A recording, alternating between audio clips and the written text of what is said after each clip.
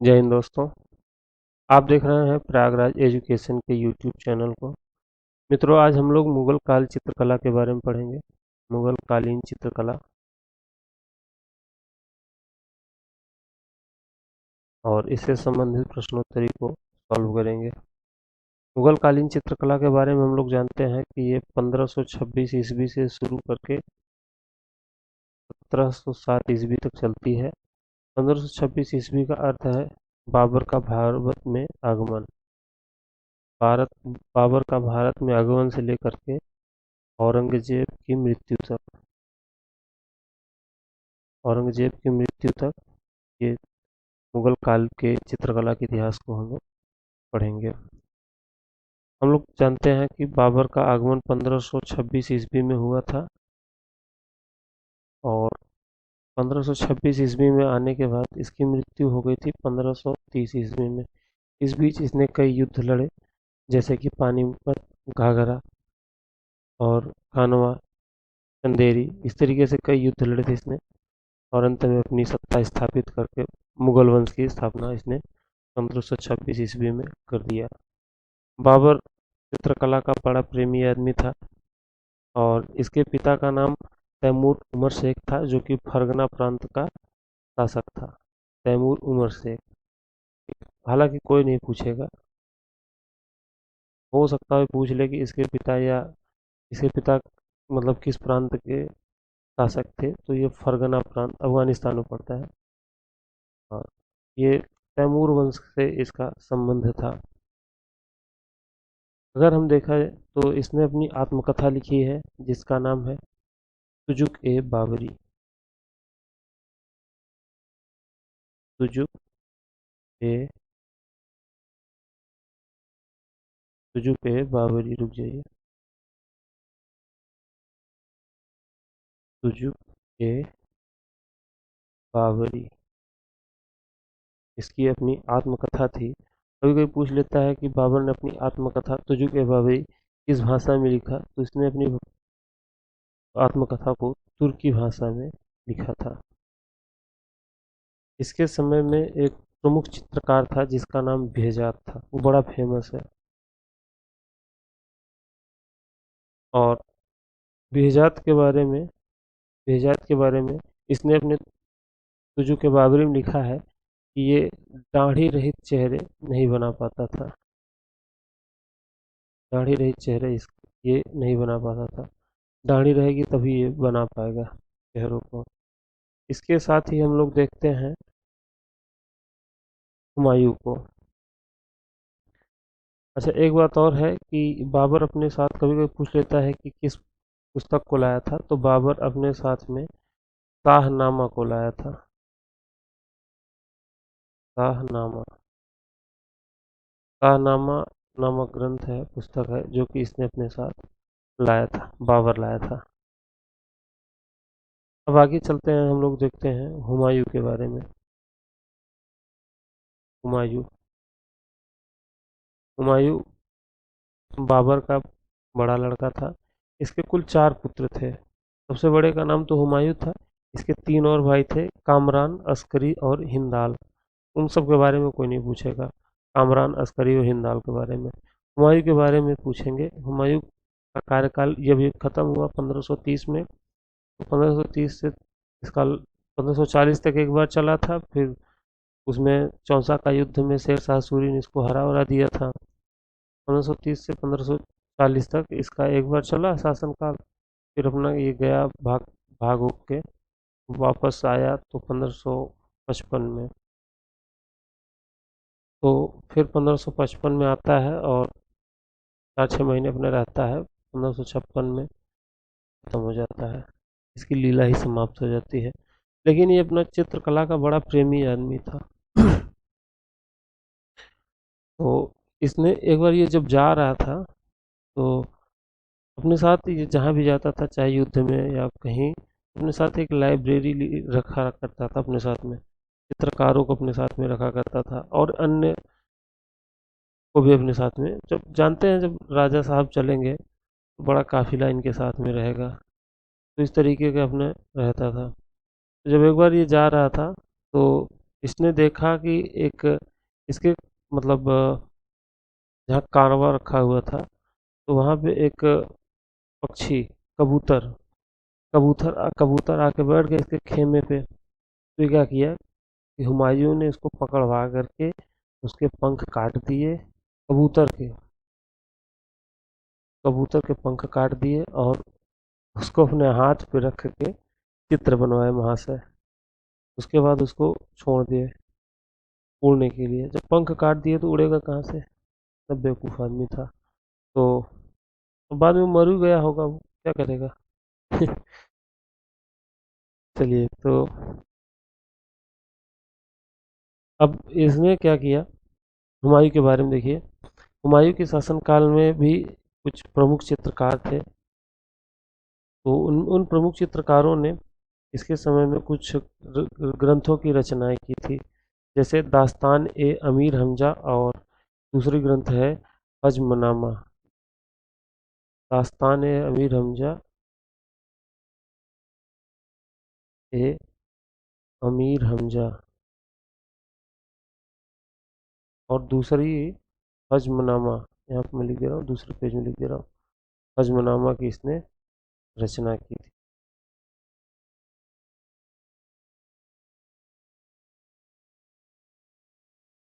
हजमनामा की रचना किसके काल में शुरू हुई थी, तो इसका सही जवाब होगा हुमायूं के। उसके बाद ख़त्म हो गया, मर गया। फिर अकबर के काल में ये पूरा हुआ था। अब हम लोग आ जाते हैं अकबर की ओर। तो अकबर का शासनकाल जो था वो 1556 ईस्वी से शुरू करके अकबर 1556 ईस्वी से शुरू करके और इसकी मृत्यु हुई थी 1605 ईस्वी में। इसका लंबा कार्यकाल था और क्या नाम है कि ये थोड़ा सा सहिष्णु भी था। जब ये 13 वर्ष का था तभी सिंहासन पर अपना बैठ गया था। और इसका विवाह एक हिंदू नारी से हुआ था। अमेर के राजा बिहारी मल की पुत्री थी जोधाबाई। जोधाबाई से इसका विवाह हुआ था। और जोधाबाई से विवाह होने के साथ साथ ये थोड़ा सा सहिष्णु भी था। और जोधाबाई से विवाह होने के बाद इसने उनको पूरी स्वतंत्रता दी थी कि आप अपने हिसाब से पूजा पाठ करिए। और जोधाबाई से ही इनको एक लड़का मतलब पुत्र पैदा हुआ था। उसका नाम था सलीम। सलीम नाम आप लोग शायद सुने होंगे कि सलीम नाम इसलिए पड़ा क्योंकि सलीम का जन्म शेख सलीम चिश्ती के द्वारा मतलब के द्वारा नहीं हुआ था, के आशीर्वाद के द्वारा हुआ था। के आशीर्वाद के द्वारा ये सलीम का जन्म हुआ। सहिष्णु था, इसने एक नए धर्म को शुरू किया था, दीन ए इलाही। दीन ए इलाही ये थोड़ा सा सहिष्णु था, तो इसने हर क्षेत्र में काम किया, चाहे वो चित्रकला हो, स्थापत्य कला हो या अन्य में इसने काफ़ी काम किया था। तो इसके काल में एक तो हजमनामा कंप्लीट हुआ। हजमनामा इसके काल में ही कंप्लीट हो चुका था। और साथ ही साथ इसने अन्य कई काम किए थे। जैसे कि इसने क्या किया था, इलाहाबाद का किला का निर्माण इसी के काल में हुआ था। और साथ ही साथ रज्मनामा एक हिंदुओं में महाकाव्य महाभारत है। महाभारत का फारसी अनुवाद हुआ था रज्मनामा। रज्मनामा मतलब महाभारत का फारसी अनुवाद है रज्मनामा। और देखिए ये अपने शासनकाल में कई जगहों पे चित्रशालाएं निर्मित कराया था। और इन चित्रशालाओं में एक दरोगा की नियुक्ति किया करता था। दरोगा का काम इतना था कि उन चित्रशालाओं में बने हुए चित्रों का निरीक्षण करना। सप्ताह में एक बार निरीक्षण किया करता था। और अकबर ने 100 से अधिक चित्रकारों की नियुक्ति दी थी जो फतेहपुर सीकरी के एक विशेष भवन में रहते थे। हम कह सकते हैं 100 से अधिक 100+ इसके यहाँ चित्रकार रहा करते थे। और ये आगे भी रहेंगे, जहांगीर के काल में भी रहेंगे। जहांगीर अपने अपने तुजु के जहांगीरी में इसके बारे में बताया है। और इसके शासनकाल में, इसके शासनकाल की पूरी जानकारी हमको अबुल फजल की रचना आईने अकबरी मिलती है। अबुल फजल की रचना है आईने अकबरी। आइन, दूसरे पेज में चलते हैं। आईने अकबरी में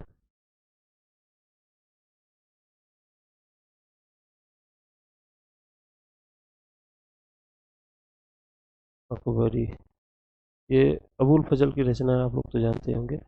आईने अकबरी के माध्यम से इसके शासनकाल के बारे में बहुत कुछ पता चलता है। और इसने अपने शासनकाल में चित्रकारों को बहुत उच्च स्थान दिया था, जैसे कि मनसबदार के पद पे भी रखा करता था। मनसबदार, मनसबदार के पद भी इनको दिया करता था। और ये जब अपने कहीं पे जाता था आक्रमण करने, या जैसे कि ये गया था अहमदाबाद पे आक्रमण करने, जब ये अहमदाबाद पे आक्रमण करने गया था, अपने साथ कुछ चित्रकारों को भी ले गया था। कभी कभी नाम पूछ लेता है इन चित्रकारों के। तो इन चित्रकारों के नाम, पहला तो था जगन्नाथ, दूसरा था सांवल दास। जगन्नाथ पहले चित्रकार, दूसरे सांवल दास।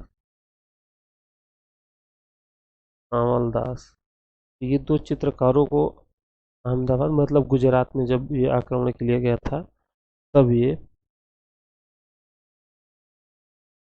इसके साथ ही एक इसके समय में एक रचना हुई थी, वाकयात ए बाबरी। वाकयात ए बाबरी।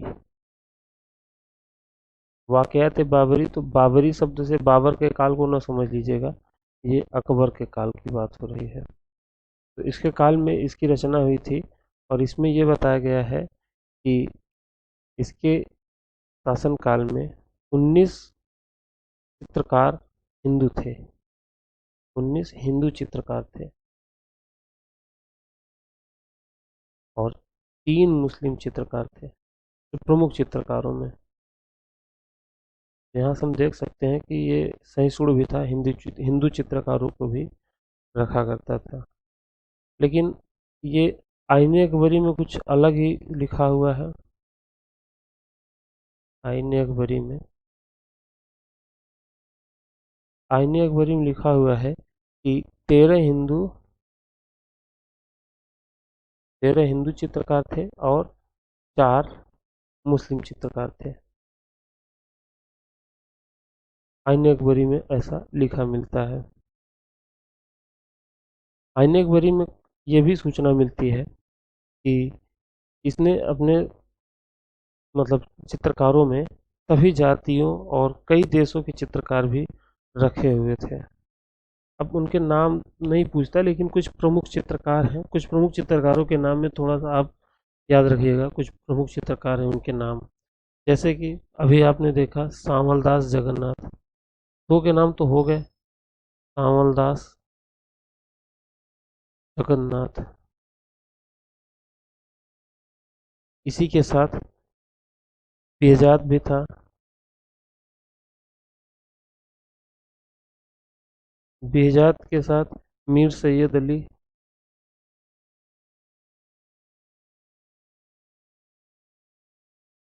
मीर सैयद अली के साथ अन्य कई चित्रकार थे, जैसे भीम गुजराती, धर्माल, मुकुंद, मधु, राम केशव, बसावन। बसावन भी महत्वपूर्ण है।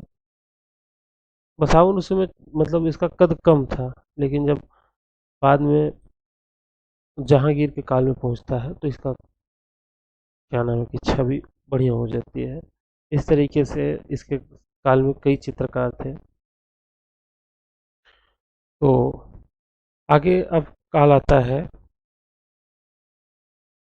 आगे अब काल आता है जहांगीर का। जहांगीर के काल से पहले इसके समय में कुछ रचनाएं थी, उनको जरूर आप देख लीजिएगा। जैसे कि अगले पेज में चल रहे हैं, इसके काल में जो रचनाएं थी उनमें कुछ प्रमुख रचना है, जैसे कि अकबरनामा। अकबरनामा की रचना इसके काल में हुई थी। बकायत ए बाबरी। वकायत ए बाबरी।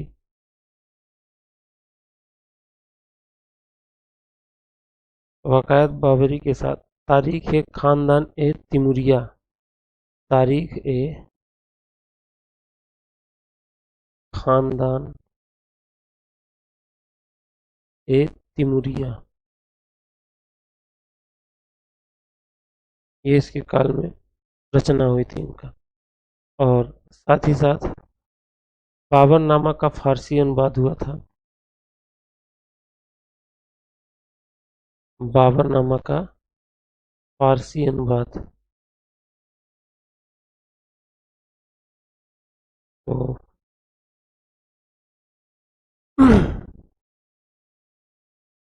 चलिए, अब आगे हम लोग चलते हैं जहांगीर की तरफ। जहांगीर। जहांगीर के टाइम पीरियड को हम लोगों ने देखा कि ये 1605, मतलब अकबर जब खत्म हुआ तब से 1627 तक का टाइम पीरियड रहता है।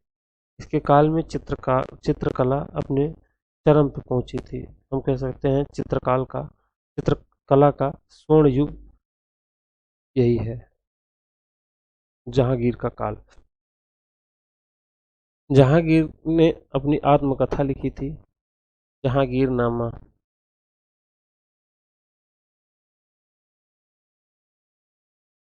जहांगीरनामा लिखा था इसने। और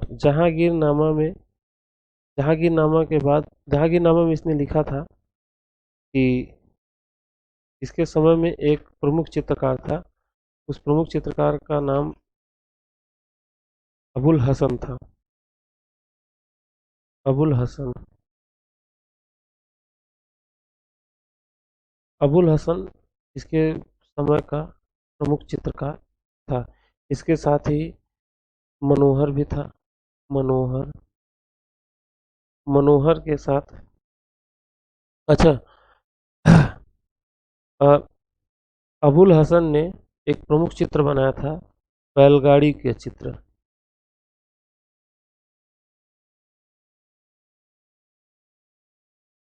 बैलगाड़ी का चित्र इसका प्रमुख चित्र है। और साथ ही साथ, अच्छा, इसको जहांगीर ने एक उपाधि दी थी, उस उपाधि का नाम है नादिर उज जमा। नादिर उज जमा, ये उसको उपाधि दी हुई थी इसने। और इसके साथ मनोहर था। मनोहर का जो प्रमुख इसकी सिद्धहस्ती थी, उस शिकार के चित्र में थी। शिकार के चित्र ये मनोहर बहुत अच्छे तरह से बनाता था, बहुत अच्छी तरीके से। इसके साथ अगला चित्रकार इसके समय में आता है बिशन दास। बिशन दास। बिशन दास तभी बनाता था। तभी मतलब व्यक्ति चित्र, किसी आदमी किसी औरत का चित्र, सभी चित्र कहलाता है। और एक बात और, अगर एग्जाम में पूछे कि सभी चित्र किसके शासनकाल में शुरू हुआ था, जवाब होगा अकबर के शासनकाल में। बिशन दास ने नूर जहां का सभी बनाया था। नूर जहां का सभी बिशन दास ने ही बनाया था। अपने काल में सभी में बहुत महत्वपूर्ण, बहुत नामी गिरामी था। इसके साथ आता है मंसूर। मंसूर पशु पक्षी और वनस्पति के चित्रण में सिद्धहस्त था। पशु पक्षी का चित्र बनाता था और साथ ही वनस्पति के भी चित्र बनाता था। में इसको सिद्धहस्ती प्राप्त थी। इसने बाज पक्षी का चित्र बनाया है, जो कि बहुत फेमस है और ये कलकत्ता संग्रहालय में स्थित है। कलकत्ता संग्रहालय में बाज पक्षी के चित्र हैं। इसके साथ अन्य कई चित्रकार हैं, जैसे कि मोहम्मद नादिर, अकारिजा, इस तरीके से कई चित्रकार हैं। सैकड़ों से 100 से ज़्यादा चित्रकार इसके चित्रशाला में रहा करते थे। अब इसके साथ आता है जहांगीर का काल। जहांगीर, इसका शासनकाल आता है 1628 तक से लेकर के 1628 से 1658 तक इसका शासनकाल आता है। 1627 28, कहीं 27 लिखा कहीं 28 लिखा है, दोनों चीज़ें सही होंगी। ये प्रमुख रूप से स्थापत्य कला में इसने काम किया था, लेकिन चित्रकला में भी इसने अपने कुछ काम कराए थे। कुछ इसके समय में पांडुलिपियों का निर्माण हुआ था, और इसके समय में एक रचना हुई थी पादशाहनामा। पूछ लेता है पादशाहनामा किसके शासनकाल में रची गई थी। इसके इसने एक प्रमुख विशेषता इसके शासनकाल में चित्रकला में हुई हाशिए का निर्माण होना। हाशिए का निर्माण, जैसे कि आप यहाँ पे आप देख रहे हैं, एक तरीके से कह सकते हैं हाशिया है, नीचे की ओर है, ऐसे बगल में ये हाशिया बगल में रहता है, थोड़ा सा खाली जगह, उसको हाशिया कहते हैं। इसके साथ ही जहांगीर के शासनकाल के साथ ही चित्रकला का मतलब अवनति शुरू हो ही गया था। इसके बाद आ जाता है महानालायक औरंगजेब।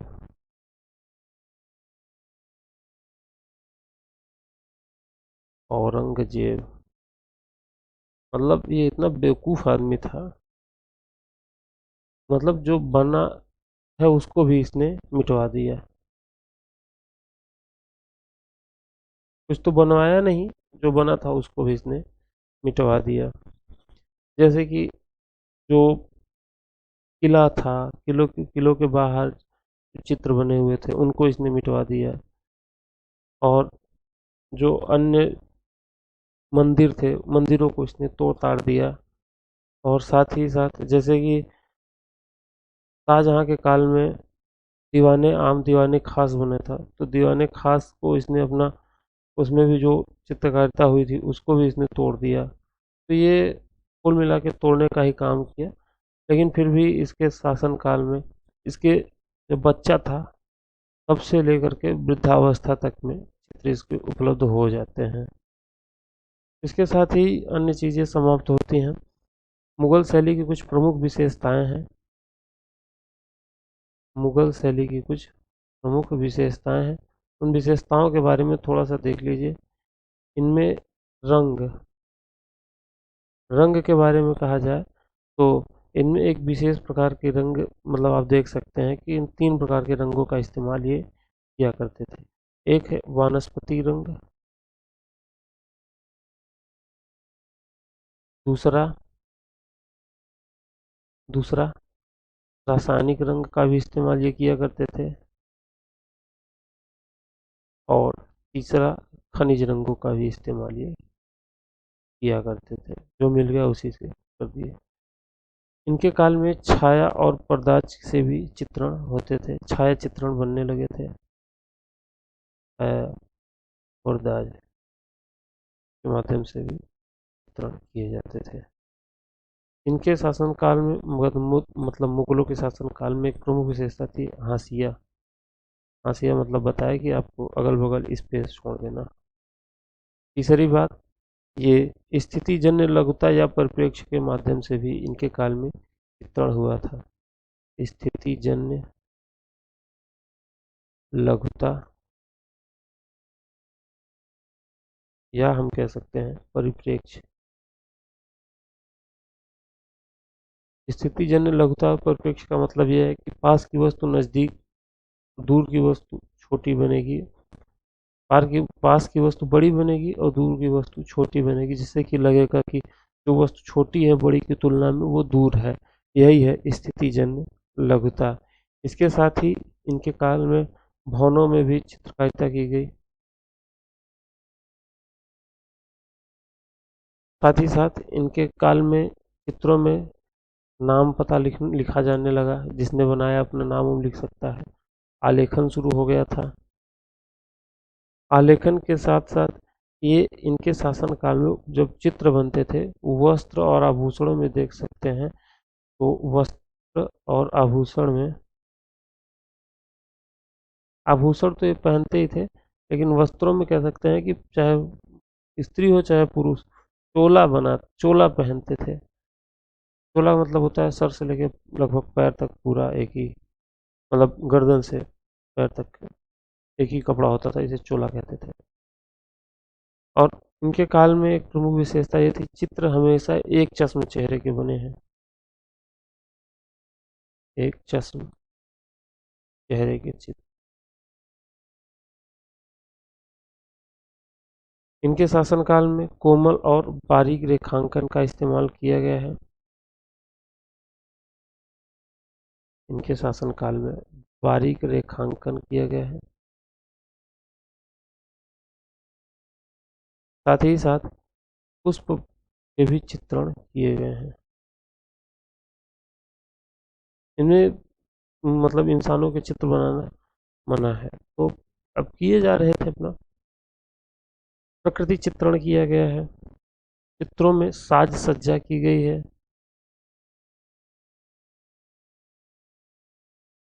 साज सज्जा भी किया गया है। और अन्य प्रमुख विशेषताएं हैं, जैसे कि हाथों कैसे कोई फूल लिया हुआ है, तलवार लिया हुआ है, कोई अन्य तरीके से अपना बखान करके। सबसे ज़्यादा जहांगीर के समय में राजा साहब का बखान करके चित्र झूठे नोट का बनाया ही सब अपने। और एक प्रमुख चित्र ये है कि अकबर शिकार करने गया हुआ है, वो हाथी बैठा हुआ है, शेर हाथी पे चढ़ रहा है, तो अकबर ने गोली वोली मार दिया है उसको, लेकिन अभी घायल है, तो शेर पे चढ़ रहा है और राजा साहब को मारने का प्रयास कर रहा है। चलिए हम लोग प्रश्नोत्तरी को सॉल्व करेंगे। प्रश्नोत्तरी आपके सामने है और पहला प्रश्न आपके सामने है और कह रहा है कि निम्नलिखित में से मुगल काल में चित्रशाला को किस नाम से जाना जाता है। तो कक्षा और रंगमहल, कुतुब खाना, अभ्यास कक्ष, ये सब किसी नाम से नहीं जाना जाता था। चलिए दूसरा प्रश्न आपके सामने आ रहा है। कह रहा है निम्नलिखित में से बाबरनामा का सचित्र प्रतियां किसने तैयार कराई। तो बाबरनामा की सचित्र प्रतियां हमने बताया अकबर ने तैयार कराई। तीसरा, हाशिए बनाकर चित्रण करना इस शैली की प्रमुख विशेषता है। तो ये मुगल शैली की प्रमुख विशेषता है। इनमें से कोई भी नहीं सही होगा। चलिए चौथा प्रश्न कह रहा है कि राजस्थानी शैली के समकालीन शैली का नाम बताइए। तो ये होगा मुगल शैली। मुगल शैली के लगभग समकालीन थी राजस्थानी शैली। इस पे ईरानी प्रभाव पड़ा है और इसमें ये हमेशा लघु चित्र बने हुए हैं, जबकि राजस्थानी शैली स्वदेशी है, भारतीय शैली है और इसमें भित्ति चित्र और लघु चित्र दोनों बने हुए हैं, मतलब म्यूरल भी बने हुए हैं राजस्थानी शैली में। पांचवा प्रश्न, पर्दाज तकनीक का प्रयोग किस चित्र शैली में किया गया। ये किया गया मुगल शैली में। छठवां प्रश्न, बसली किस प्रकार के चित्रों के लिए प्रयोग में लाई गई। तो बसली लघु चित्रण के लिए प्रयोग में लाई जाती थी। 7 नंबर का प्रश्न आपके सामने है, बसली क्या है। तो बसली कागज पर चित्रण हेतु एक उचित स्थान बसली कहलाती है। 8वां नंबर का प्रश्न, कलाकार सामंजस्य उत्पन्न करता है, रेखा के द्वारा भी, रूप के द्वारा भी और रंग मतलब तीनों के द्वारा सामंजस्य उत्पन्न किया जाता है। ये इस चैप्टर का प्रश्न न होकर के भी इसी चैप्टर में है, ये खड़ंग का प्रश्न है। वसली क्या है। वसली एक उपयुक्त सतह है, कागज की सतह होती है। ऑप्शन नंबर डी इसका सही जवाब। 10वें नंबर का प्रश्न, मुगल स्कूल चित्रकला का पतन कब आरंभ हुआ? तो ये आरंभ हो गया था शाहजहां के काल से ही। औरंगजेब में तो बर्बाद हो गया था। ऑप्शन नंबर डी इसका सही जवाब हो जाएगा। इसमें सी लिखा हुआ है औरंगजेब के काल में, लेकिन रीता प्रताप की किताब में शाहजहां लिखा हुआ है। अगर रीता प्रताप से देखेंगे तो रीता प्रताप की किताब में शाहजहां लिखा हुआ है। देख लीजिएगा जो भी सही हो। डी ही सही होगा, शाहजहां ही सही होगा। अगला प्रश्न 11 नंबर का, मुगल स्कूल का स्वर्णकाल किस शासक शासक की अवधि थी? तो ये था,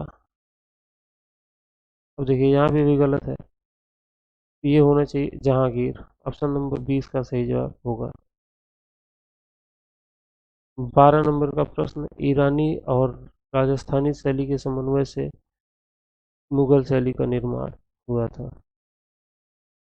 13 नंबर का प्रश्न, सभी चित्र इन चित्रों को कहा जाता है? तो व्यक्ति चित्रों को सभी चित्र कहते हैं। 14 नंबर का प्रश्न आपके सामने है, कह रहा है अलंकृत हाशिए किस शैली की प्रमुख विशेषता है? ये मुगल शैली की विशेषता है। 15 नंबर का प्रश्न आपसे कह रहा है, व्यक्ति चित्रों को इस शैली में बहुतायतता से चित्रित किया गया? तो ये मुगल शैली में व्यक्ति चित्रों को बनाया गया है। 16 नंबर का प्रश्न, धार्मिक प्रतिबंध के कारण मुगल कला क्या बन गई थी? ये दरबारी कला बन गई थी। और शाहजहां काल में तो और ही ये सिर्फ राजा साहब की बड़ाई के लिए बनता था। हाँ, तो 17 नंबर का प्रश्न कह रहा है, मुगल शैली का जन्म किस शैली के मिश्रण से हुआ? तो मिस्र से कोई मतलब नहीं है भाई, रोम से भी कोई मतलब नहीं है, फारसी और भारतीय शैली के मिश्रण से हुआ है। 18 नंबर का प्रश्न, भारतीय हिंदू और विदेशी मुस्लिम कलाकारों ने मिलकर मुगल शैली को पूरी तरह से भारतीय भूमि पर विकसित किया, और क्या? चलिए अगला प्रश्न 19 नंबर का कह रहा है कि चित्रकारों का सही कालानुक्रम व्यवस्थित करिए। तो इनमें बेहजाद के बाद आता है सैयद अली, फिर मिस्किन और मंसूर जहांगीर के काल में आता है। बेहजाद आता है आपका बाबर के साथ। तो बेहजाद बाबर ये सब दो में है, तो ऑप्शन नंबर ए इसका सही जवाब हो जाएगा। बेहजाद, मीर सैयद अली, मिस्किन और मंसूर। 30 नंबर का प्रश्न आपके सामने है, कह रहा है मुगल लघु चित्रकला में हाशिए चित्रित करने की गुबार एक अनोखी विधि है। तो सही है, बनाया जाता है, हाशिए बनाए जाते हैं मुगल चित्र शैली में। अगला कह रहा है, मुगल कलाकारों ने हाशिए को प्रमुख शैलीगत विशेषता के रूप में दिखाने के लिए कोण चूर्ण और पाउंसिंग विधि का प्रयोग किया। ये सही है, ये भी सही है, तो ऑप्शन नंबर है इसका सही जवाब हो जाएगा। 21 नंबर का प्रश्न, रंग जो मिट्टी से प्राप्त किए जाएं वो खनिज रंग कहलाते हैं। 22 नंबर का प्रश्न, लघु चित्र शैली में हाशिए का प्रयोग मुगल शैली की विशेषता है। 23 नंबर का प्रश्न, चित्रित ग्रंथ आयरदानिश किस भारतीय साहित्य पर आधारित है? तो ये पंचतंत्र पर आधारित है। 24 नंबर प्रश्न आपसे कह रहा है कि सचित्र पांडुलिपियों का सही कालानुक्रम व्यवस्थित करिए। तो सबसे पहले किया गया प्रज्ञा पारमिता जैन धर्म से, फिर चौर पंचाशी का, फिर किया गया कालकाचार्य कथा, और लास्ट में हजमनामा, ये भी जैन धर्म से है। हजमनामा आपका ये हुमायूं से शुरू किया गया था, अकबर के काल में ये बनकर तैयार हुआ था। 25 नंबर का प्रश्न, मुगल शैली डैश डैश का अभाव, मुगल शैली में डैश डैश का अभाव है।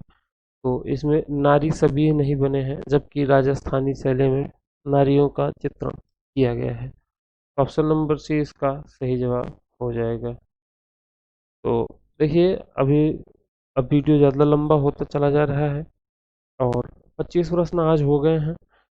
कल 26 नंबर से शुरू करेंगे, लगभग 50 प्रश्न कल कर देंगे। आज वीडियो ज़्यादा लंबा होता जा रहा है, वीडियो लंबा हो जाएगा तो फिर मज़ा नहीं आता है। तो फिर मिलते हैं कल अगले वीडियो में, मतलब अगले प्रश्न के साथ, प्रश्न संख्या 26 के साथ। और अगर आपको वीडियो ये पसंद आया हो तो इसको कमेंट करिएगा, लाइक कर दीजिएगा, और जो आपके दो चार मित्र हैं उनको शेयर करके सब्सक्राइब करवा दीजिएगा उनके फ़ोन में। और मतलब अगर आप ही कर दीजिएगा फ़ोन में सब्सक्राइब। तो फिर मिलते हैं अगले वीडियो में। धन्यवाद। जय हिंद।